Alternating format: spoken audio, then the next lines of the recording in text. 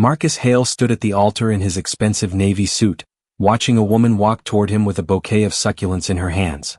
Her name was Sophie Bennett, and in less than 5 minutes she would become his wife. Not because he loved her. Not because she loved him. But because her father had given him no choice. Hello family, welcome back.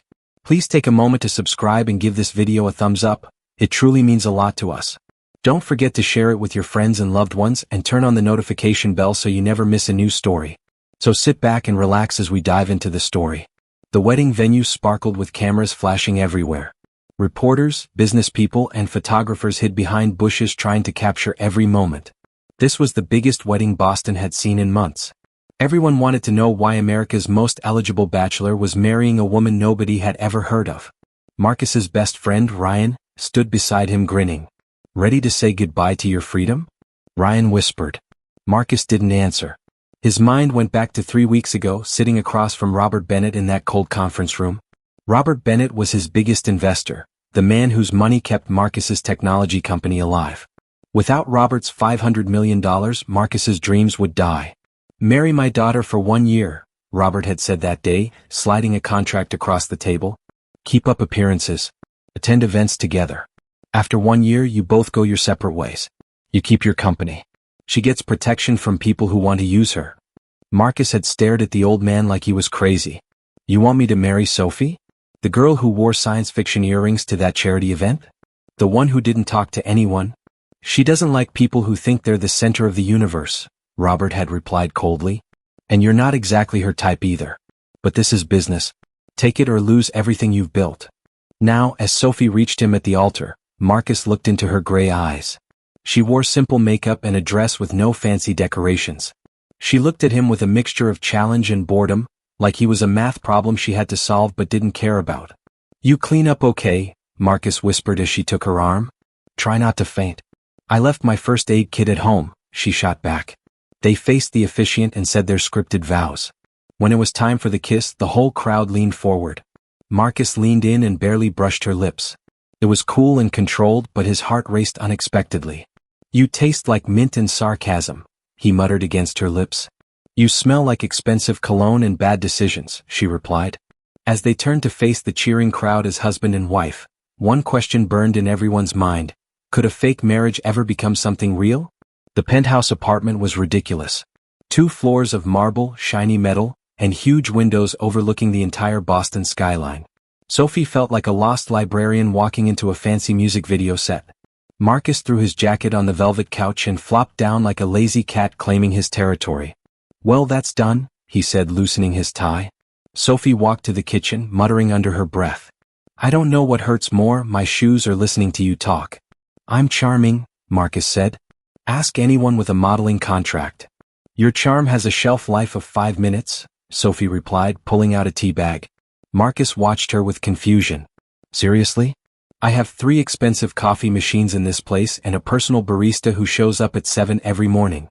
I don't need coffee. I run on anxiety and spite, Sophie said calmly, stirring her tea. Marcus actually laughed out loud. It was a real laugh, not his usual fake one. Okay, I'll give you that. You're not boring. Neither is the knife I'm tempted to use on your ego, she shot back. They stared at each other for a long moment. Neither one blinked or looked away. That night, they ate takeout sushi in uncomfortable silence. Then Sophie slid a piece of paper across the table toward Marcus. Ground rules, she announced. Marcus raised an eyebrow and read out loud. No physical touching unless we're in public. No interfering with each other's personal lives. Separate bedrooms. If you use my favorite mug, you die. He looked up at her. You're adorable when you threaten murder. Sophie smiled sweetly. I mean it. Marcus leaned back in his chair and folded the paper neatly. Fine. But I'm having poker night every Friday with my friends. Not if it involves shirtless men yelling about cryptocurrency, Sophie said firmly. Are you sure you're not in love with me already? Marcus teased.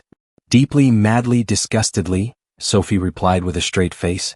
Later that night, Sophie curled up in her new bedroom, surrounded by unpacked boxes and unfamiliar luxury. She held her favorite science book like it was a safety blanket. On the other side of the penthouse, Marcus lay shirtless on his bed, staring at the ceiling. Sophie was nothing like he had expected, and something about that bothered him. He opened the drawer beside his bed and looked at the contract again. 1 year. This would be easy, wouldn't it? Just pretend to be married, smile for cameras, and then walk away. No feelings. No complications. Just business. But as he turned off the light, Marcus couldn't shake the memory of her gray eyes challenging him at the altar.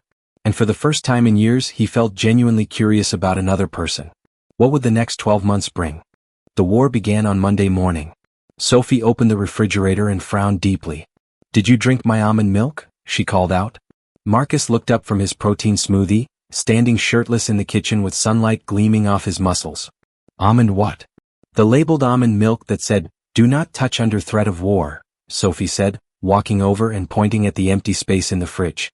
Marcus squinted into the refrigerator. There were 4 different types of milk lined up. "It's milk. How many types do we need?" "Yours, mine, his, hers." "Choose your identity crisis and stick with it," Sophie replied sharply. "Why would anyone drink nut milk anyway?" "You can't even milk an almond," Marcus said, grinning. Sophie narrowed her eyes dangerously. "You also can't milk a billionaire's ego, but here we are." Marcus smirked and ate a spoonful of her granola with an annoyingly loud crunch. "This is kind of fun." "You've just declared war." "Congratulations," Sophie said coldly. By Wednesday, the penthouse looked completely different. Marcus had hired an expensive interior designer to fill it with black leather couches, shiny metal decorations, and abstract art with suspiciously high price tags. Sophie, on the other hand, had begun making the place feel like home. She added soft lighting, warm blankets, and old books stacked carefully on wooden shelves. A handmade rug she bought from a women's charity now covered the cold marble floor in the library. Marcus walked into the library, stopped suddenly, and stared at a ceramic mushroom-shaped lamp. "What is happening here?" "It's called comfort," Sophie said without looking up from her book. "It looks like a craft store exploded in my living room," Marcus complained. "Better than living in a technology showroom," Sophie shot back. Marcus folded his arms across his chest. "You changed my space without asking." "Our space according to the contract," Sophie corrected him. Marcus pinched the bridge of his nose in frustration. "Next you'll be burning incense and hanging dream catchers everywhere." "Already ordered them online," Sophie said with a satisfied smile. On Thursday morning, Marcus decided to fight back with music. At exactly 6 o'clock in the morning, electronic dance music blasted through the penthouse sound system. The bass shook the floors. Lights flashed in rhythmic patterns throughout the apartment. Sophie emerged from her bedroom wearing a bathrobe with a cartoon sloth on it. Murder gleamed in her eyes. "Are you summoning demons or just being one?" Marcus jogged in place wearing bright neon workout clothes. "It's called motivation mornings. Got to start the day with energy." "You're going to start the day with a coffee mug to the face," Sophie threatened. Marcus winked at her playfully. "Want to join me for yoga?" Sophie stared at him blankly, her hair frizzed and wild. "Only if it's the kind where I wrap my legs around your neck and choke you out." Marcus stopped stretching and blinked at her. That was kind of attractive. That night, something shifted. They had dinner together at the dining table for the first time, trying to make peace. But halfway through the meal, the conversation went wrong. "You mocked me in that magazine interview," Sophie said suddenly, setting down her fork. "You said being married to me was like having a smart speaker that argues back. Remember that?" Marcus winced. "It was just a joke. Lighten up." Sophie's voice grew cold. "You humiliate me to make yourself look good." "It was a harmless comment," Marcus defended himself. "Your harmless comments make me look like a convenient accessory," Sophie snapped. Marcus stood up angrily. "You knew what this was. A fake marriage for business, not a feelings retreat." Sophie stood too, her voice rising. "Right, because feelings are only for poor people and puppies." Marcus stared at her, frustrated and searching for something smart to say. But Sophie was already walking away from the table. "You're impossible," Marcus muttered. "And you're afraid of anyone who challenges you," Sophie called back over her shoulder. Marcus stood alone in the silence that followed, still holding his chopsticks. Something in his chest hurt and he didn't understand why. On Friday evening, the universe decided to make everything worse. Marcus and Sophie attended a charity gala for science education in downtown Boston. Sophie wore a tailored navy jumpsuit and silver heels she already regretted wearing. Marcus wore a tuxedo and his usual confidence-like armor. They posed for photographs together. They smiled fake smiles for the cameras. Then Sophie, walking in heels she wasn't used to, slipped while stepping down from the stage. Marcus caught her reflexively, his arms wrapping around her waist just before she hit the floor. Her face landed inches from his. Their eyes locked for a breathless moment. Click, click, click. Camera flashes exploded around them like fireworks. The next morning, the tabloids went crazy. Headlines screamed everywhere. Billionaire's heart stolen by ugly duckling wife. The billionaire's brainy bride. Is he actually falling for her? From tech mogul to wife guy, Marcus Hale's shocking transformation. Marcus stared at his phone screen in disbelief. Ugly duckling? That's a lawsuit waiting to happen. Sophie snorted from across the breakfast table. You care about my feelings now? No, I care about being associated with bad photo editing. You're right though, I do look too shiny in that picture, Marcus said. Sophie threw a pillow at him. He dodged it easily and for a surprising second they both laughed together. Real laughter, not forced or fake.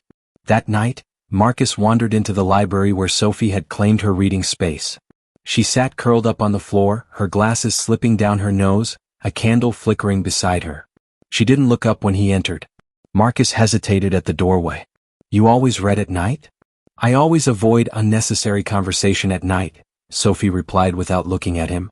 I came to apologize, Marcus said quietly. For the smart speaker comment? For being a condescending jerk? Sophie asked, finally looking up. Marcus took a deep breath. For being a condescending jerk. I use words poorly when I feel cornered or threatened. Sophie studied his face carefully. Wow. That's rare billionaire vocabulary. Did your public relations team write that apology? No, I wrote it myself. I'm good with words. I just use them badly sometimes, Marcus admitted. A beat of silence stretched between them. Thank you, Sophie said softly. Marcus pointed at her book. What are you reading? A love story about two time travelers who keep missing each other by seconds, Sophie explained. Sounds tragic, Marcus said, sitting down across from her on the library floor. It is tragic, but it's also beautiful and romantic, Sophie replied. Marcus looked at her differently then. Something warm and terrifying stirred deep inside his chest. Do you believe in that stuff? Love, I mean. Sophie shrugged slightly. In theory, I suppose I do. Marcus didn't say anything more. He just sat there across from her on the floor. And for the first time since their wedding day, they sat together in silence that wasn't tense or angry. It was just quiet, peaceful, maybe even comfortable. As the candle flickered between them, neither one wanted to leave. The library felt safe somehow, like a small island away from their war. Sophie went back to her book, but she was very aware of Marcus sitting there. Marcus pretended to look at his phone, but he kept glancing at her over the screen. Something had changed between them tonight. Something neither of them was ready to name or admit out loud. But it was there, growing quietly in the space between their words, in the silence they now shared. The fake marriage was starting to feel less fake, and that terrified them both. Marcus hated scheduled romance. He especially hated when it involved media coordination, staged photographs, and pretending he cared about fancy Italian food. But the public relations team had been very clear. The tabloids love a European getaway. Show some chemistry. Kiss her forehead if you must. And for the love of heaven, stop looking like you're being held hostage. So here they were, stepping off a private jet into the sun-drenched hills of Tuscany, Italy. Marcus wore tailored linen clothes and looked annoyed. Sophie wore a sensible dress, sunglasses, and carried the subtle anger of a woman who hadn't wanted to be flown across the world for a romantic photo opportunity. Smile for the cameras, Marcus muttered as photographers clicked away from a distance. Only if I can push you into a vineyard later, Sophie replied without missing a beat. Marcus glanced sideways at her, a reluctant grin tugging at his lips despite himself. The plan was simple. 5 days in a restored 14th-century villa overlooking rolling hills and olive groves. It was admittedly breathtaking. Quiet and secluded. Too secluded, actually. On the second day, Marcus got restless. I'm taking the sports car out, he announced over breakfast. That car is offensive in this peaceful environment, Sophie said, sipping her coffee calmly. It's efficient transportation, Marcus defended. It's a neon orange midlife crisis on wheels, Sophie shot back. Marcus smirked. Want to come along anyway? Sophie hesitated. She did want to see the beautiful countryside, but with him? Fine. But I'm not holding your hand for the cameras. I'll try to contain my heartbreak, Marcus said dramatically. They drove under a brilliant blue sky. Marcus drove like the road owed him money, taking curves too fast. Sophie gripped the door handle every time he accelerated around a bend. I'd rather die in a laboratory explosion than in your overpriced toy, Sophie muttered nervously. Don't worry. I've only crashed once before, Marcus said cheerfully. That's not comforting at all, Sophie replied. They sped past cypress trees and vineyards until the GPS made a robotic announcement. Recalculating. Recalculating. Recalcu, then complete silence. Marcus frowned at the screen. No signal anywhere. Sophie looked up from her book. That doesn't look like a proper road ahead. It's a path.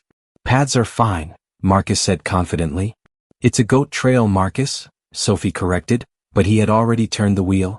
Dust kicked up behind them. The trees grew thicker and darker. Then suddenly, clunk. The car sputtered, coughed, and died. Smoke curled up from under the hood. No, Marcus said, hitting the steering wheel in frustration. Yes, Sophie replied calmly. Welcome to the consequences of your choices.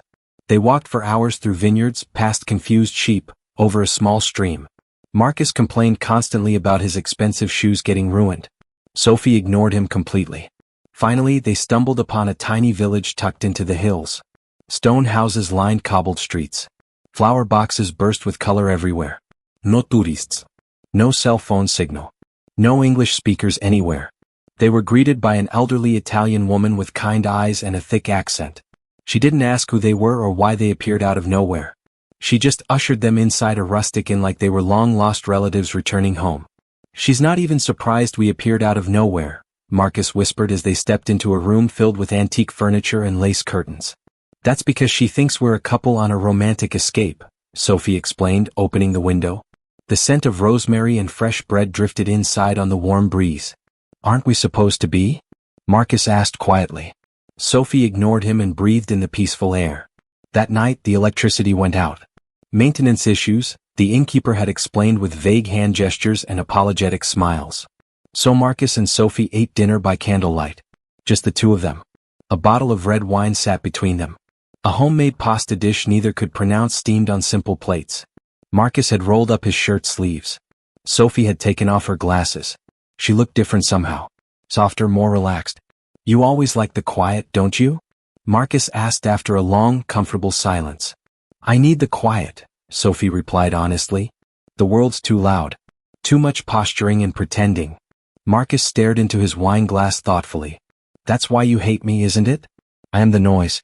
I'm everything loud and fake. Sophie looked up sharply, her gray eyes catching the candlelight. I don't hate you, Marcus. He blinked in genuine surprise. You don't? Sophie exhaled slowly. I dislike your arrogance. I dislike your habit of making everything a performance for others. But I don't hate you as a person. Marcus leaned forward across the small table, his voice dropping lower. Then what do you see when you look at me? Really look at me? Sophie paused, choosing her words carefully. A boy who learned to be charming before he learned to be kind. Marcus said nothing. No witty comeback. No defensive joke. Just heavy silence between them. And what do you see when you look at me? Sophie asked, half defensive, half curious. Marcus studied her face in the flickering candlelight. His eyes traced her features slowly, like he was seeing her for the very first time. Someone who built armor around herself because she thought no one would ever bother knocking on the door to get in. The silence between them pulsed with something alive and electric. Soft yet tense. Dangerous yet inviting. They didn't mean to kiss. It just happened naturally. One moment they were looking at each other across the candlelit table. The next moment, the space between them vanished completely. It wasn't hungry or desperate or dramatic. It was slow and searching, like a question they both wanted to ask but didn't yet have the courage or words for. Sophie pulled back first, her breathing unsteady. We shouldn't do this. Marcus nodded slowly, his heart pounding. I know we shouldn't. But neither of them moved away. They stayed close, foreheads almost touching, breathing the same air. And in that tiny Italian inn, with candles flickering and the world locked outside, something fundamental shifted between them. The fake marriage didn't feel fake anymore, and that terrified them both more than anything else ever had. They didn't talk about the kiss the next morning. They just walked back to civilization in uncomfortable silence. Quiet, thoughtful, not quite touching each other but not quite distant either. The moment they returned to the villa, their phones exploded with notifications. 37 missed calls. Dozens of urgent messages. The world had noticed their disappearance and publicists were screaming. The media spun wild stories about a secret romantic retreat. Marcus looked at Sophie as the helicopter prepared to take them back to Boston. About last night? It was just a moment, Sophie interrupted gently, not meeting his eyes. Marcus nodded, his jaw tight with tension. We don't do moments, remember? This marriage isn't real. Sophie tried to smile but failed. Right. Not real at all. But her eyes lingered on him as he turned away to board the helicopter. Something had changed between them forever, even if neither was ready to admit it out loud.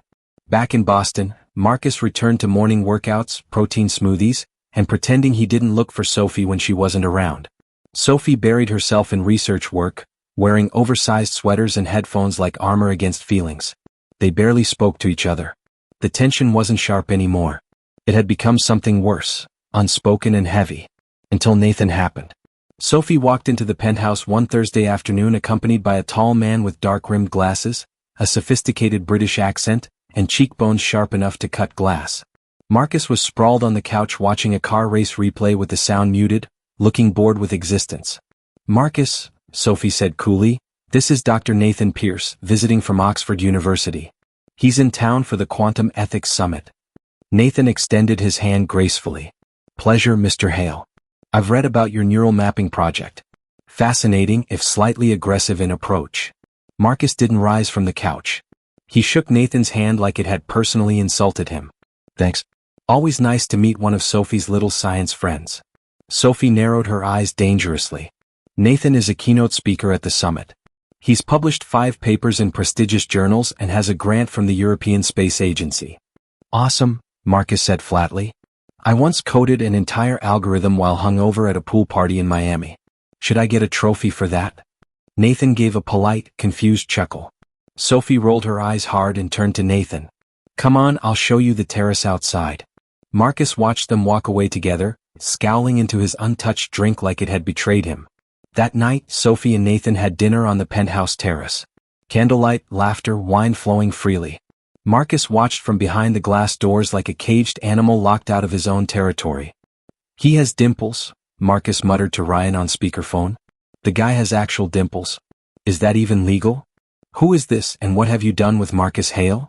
Ryan asked, laughing. You're spiraling over a guy with glasses. He's charming, smart, speaks 4 languages fluently, Marcus listed bitterly.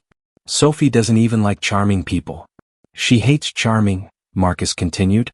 But she's smiling at him. A real smile, Ryan. Not her fake polite one. You kissed her in Italy, Ryan reminded him. Yeah, and she called it just a moment, like it was a sneeze or something meaningless, Marcus said miserably. Ryan laughed loudly. You're completely screwed, man. Marcus hung up angrily. Later that night, Sophie returned from dinner and found Marcus in the kitchen, drinking her favorite sparkling water like it had personally wronged him. Didn't know it was date night, Marcus said without looking at her. Sophie sighed tiredly. It wasn't a date, Marcus. Looked exactly like one. You wore lipstick, he accused. God forbid a woman wears lipstick for herself, Sophie shot back.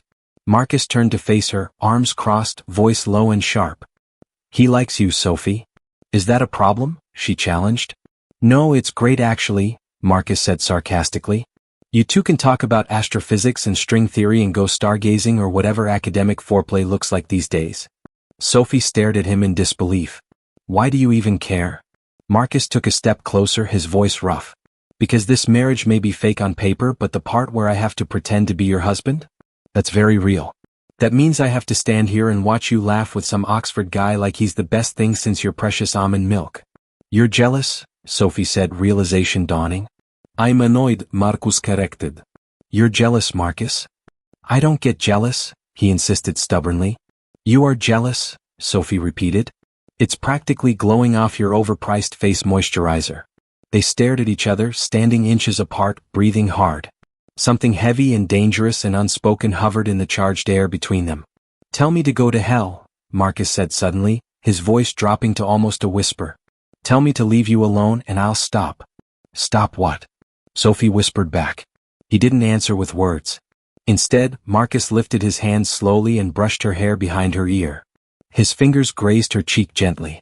Sophie didn't move away. Didn't tell him to stop. Marcus leaned in slowly, giving her every chance to push him away or run. She didn't move. She just waited, her heart pounding. But just before their lips could touch, knock, knock, knock. Nathan stood in the doorway holding Sophie's laptop. You forgot this, he said, holding it out like a peace offering, completely oblivious to what he'd interrupted. Marcus stepped back like he'd been physically punched. Thanks, Sophie said, her voice coming out too high and unnatural. Marcus walked out of the kitchen without another word, his hands shaking. The contract sat on the glass coffee table like a quiet ghost. Exactly 365 days ago, Marcus Hale and Sophie Bennett had signed their names on that paper. An agreement binding them in a marriage neither had wanted. Today it expired and neither could say a word about it. The final week arrived wrapped in strange silences and half-finished sentences. Marcus cleared his calendar mysteriously. Sophie buried herself in lab work and charity proposals.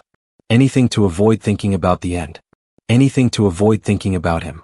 The final night came softly. Rain tapped against the windows. The city shimmered below.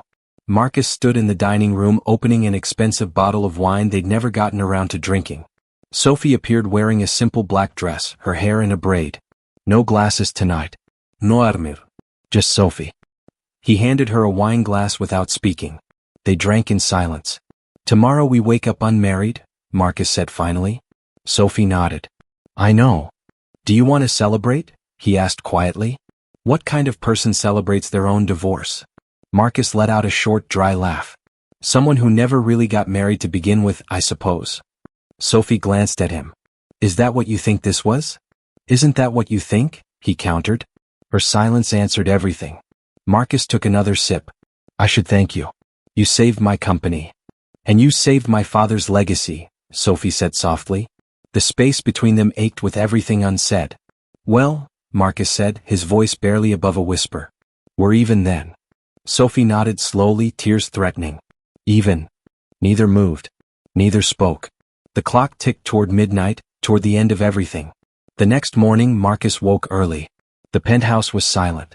No humming kettle. No sarcastic greetings. No scent of Sophie's lavender shampoo. He checked her room. Empty. Her suitcase was gone. Just like that she had left before sunrise. No note. No goodbye. No explanation. On the dining table sat the contract, folded once with a gold paperclip. A small note stuck to the front in her handwriting. Done. Good luck, Marcus. Marcus stood there holding the paper, feeling like his chest had caved in. 10 days passed in a blur. Marcus filled them with meetings and deals, smiling for cameras, shaking hands mechanically. At night he came home and poured 2 glasses of wine out of habit. One for her. One for him. Only one was ever touched. Then came the interview. Marcus sat on a stage beside other CEOs, dressed in all black. When asked about his high-profile divorce, he went silent. The audience leaned forward. I made a deal, Marcus said finally. The smartest business deal of my life and the dumbest mistake I ever made. What do you mean? The interviewer pressed. Marcus looked straight into the camera. I thought she wouldn't matter. That we were just a contract, something temporary. But she wasn't temporary. She's the only permanent thing I've ever wanted. What would you say to her if she were watching? The host asked gently. Marcus hesitated, then spoke plainly. Come home, Sophie. Just come home. Sophie packed that night. She flew back to Boston without texting or calling. When she entered the penthouse at midnight, all the lights were off. She walked quietly toward the library. There he was, sitting on the floor in a hoodie with no shoes, hair messy, staring at a flickering fire on the screen. He looked up. Their eyes met across the room. You came back, Marcus said softly, like he couldn't believe it. Sophie nodded, unable to speak. I wasn't sure you meant it, she finally whispered. Until I saw your face on that stage. You didn't look like Marcus Hale the billionaire. No? He asked quietly. No. You looked like mine, she finished. Marcus stood and walked toward her slowly, carefully, like she might disappear. He took her hand gently. I want to marry you again, he said. We were never really married the first time, Sophie pointed out. Exactly, Marcus agreed. I want the real thing. No contract. No business clauses. No ending date. You're an idiot, Sophie said, tears streaming down her face. I'm your idiot, Marcus corrected, smiling. Sophie laughed through her tears. What about your company? It's just a company. I can build 1,000 of those. I can't build another you, Marcus said simply. You're still dramatic, Sophie said, pulling him closer. You're still difficult, Marcus replied. Let's get married for real this time, Sophie whispered. With cake. With cake, Marcus agreed. They stood under an oak tree in a Brooklyn garden surrounded by wildflowers and people who actually mattered. No drones. No influencers. No fake smiles. Sophie wore soft blue, not white, with embroidered stars along the hem. Marcus wore navy with no tie, nervous and real. I loved you long before I realized it, Marcus said during his vows.